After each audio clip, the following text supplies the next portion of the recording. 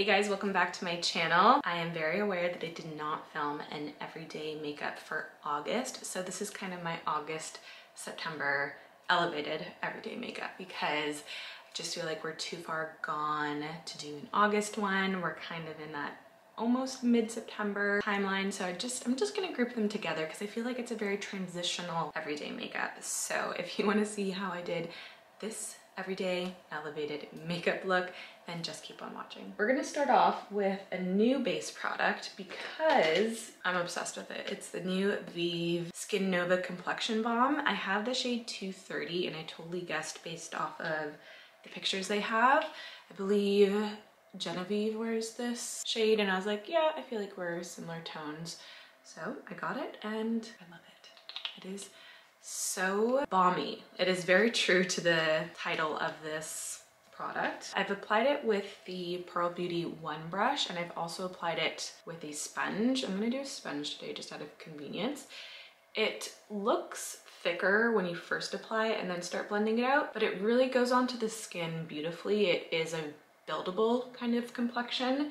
So if you're not really into full coverage and you just want something more sheer, I would maybe thin it out with something else, maybe a moisturizer or like a highlighting kind of serum. It really does give a balm-like finish, which is beautiful on the skin if you want just a touch more coverage. And you know, I don't know what's going on down here, like it looks like a little red, so hopefully this will do the job of covering it up. All right, so this is one layer of the complexion balm and you can see skin is still looking like skin. As you know, I'm not a massive fan of base products on my day-to-day, but this still feels like me. I still feel like my natural skin underneath is shining through, which is how I prefer it. So I'm gonna step away from the over blending because you can over blend and move on to cream bronzer. Now, we were in Greece a week ago and I still have some color from being away. So I'm gonna use the shade medium, which you already know I'm such a fan of. I love the chocolatey tone of this. I am gonna use it on the Duo brush, the smaller side. Because it's synthetic bristles, it still works really beautifully with cream products or powder products, but because it's a little bit more of a fan distribution, it's a little bit more spread out rather than combined and, you know, compact, it's going to blend out the product really beautifully. So I'm just gonna first place it on where I want it, mostly in those areas that we already know, a little bit on the side of the nose, crease of the eye, and my temples. And now it's really just the blending game.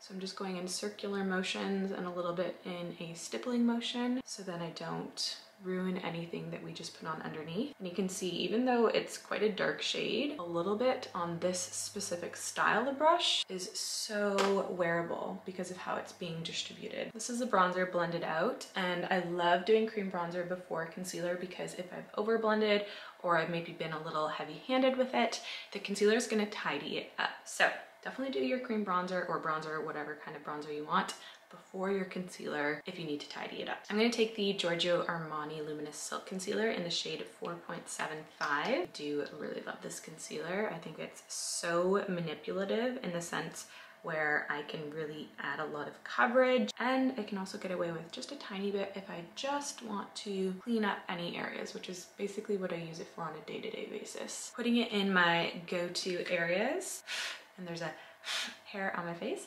I can't see it, but I can feel it. Those invisible hairs, honestly. Okay, I think something fell. Oh, there's a massive hair here. Don't we just love postpartum hair loss? I'm gonna start with this area first because I don't want it to really set down here. The reason I put concealer down here is to clean up the under area of where I put bronzer or contour color, and also because I have some slight discoloration or scarring from previous spots and breakouts, and so I just like to tidy that area up. But you kind of have to go off of your face and where you want to have a little bit more precision in areas or coverage in areas. Now we are transitioning into more of those autumnal months and I love fall. I don't think I know one person who doesn't love fall. I'm literally looking outside and it's like a perfect crisp 13 degrees, blue skies. The trees are just so luscious until they aren't in the next couple of months. But I just want to embrace a little bit more, I don't know, in the summer I really retract from coverage because obviously I don't want to sweat extra and have my makeup kind of going all over the place, but I do like to go a little bit more specific area coverage. So I'm going to take some setting powder. This is the shade Light.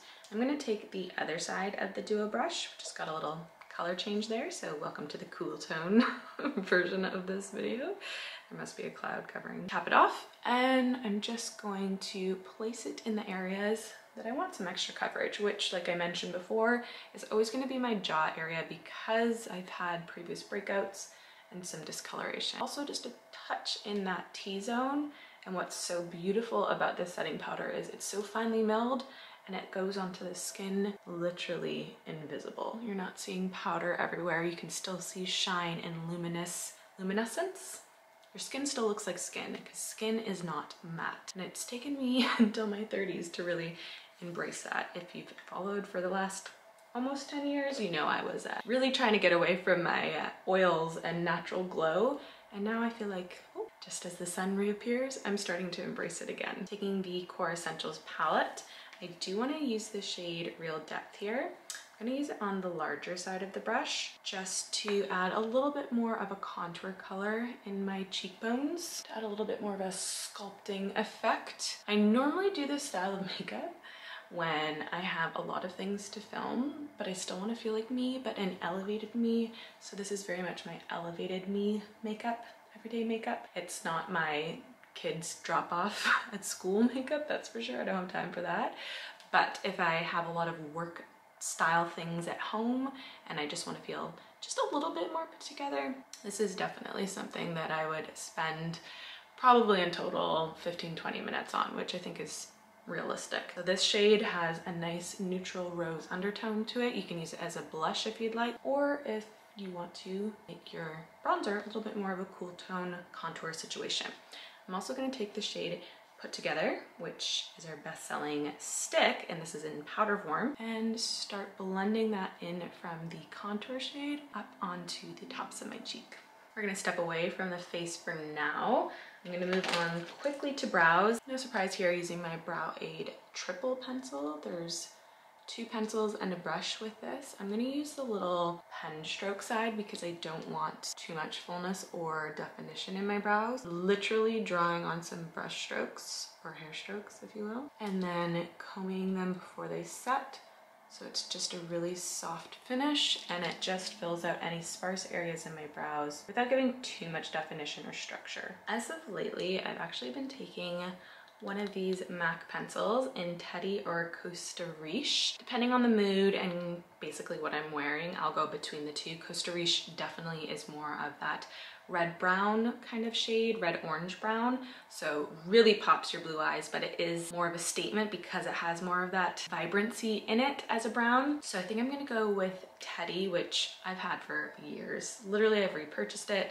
It is such an iconic eye pencil. Everyone knows it and loves it. So I'm gonna put it in my waterline and kind of roughly apply it and smudge it out by the sides, but I want it to look a little bit more lived in. Now I'm going to curl my lashes because you've heard me say it a million times before. You will not know your lashes potential until you get a curler and curl them, because the lift is undeniable and it's just gonna show all the lashes you didn't know you had. Now, if you follow me on other channels, aka Instagram, or you're signed up to the Pearl Beauty email, you will know that our mascara is launching this month, and I am a mascara freak. Like, I love mascara, but I also have very specific things I want from a mascara. My number one being it cannot transfer. Zero transfer.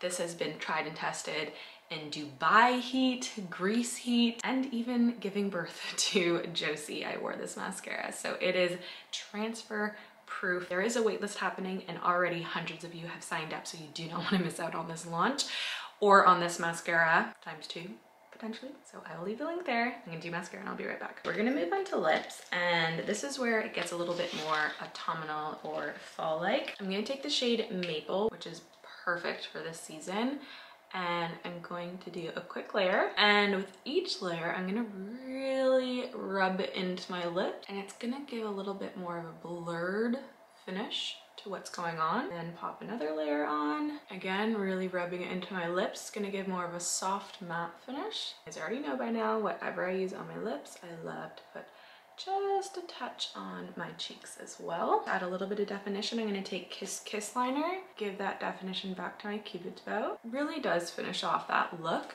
Now I'm gonna take some powder, translucent powder, Givenchy Prism Libre powder because it's so good, and a makeup pad here. Really take it off on the palm of my hand in that pad, then press it in where my pores are largest.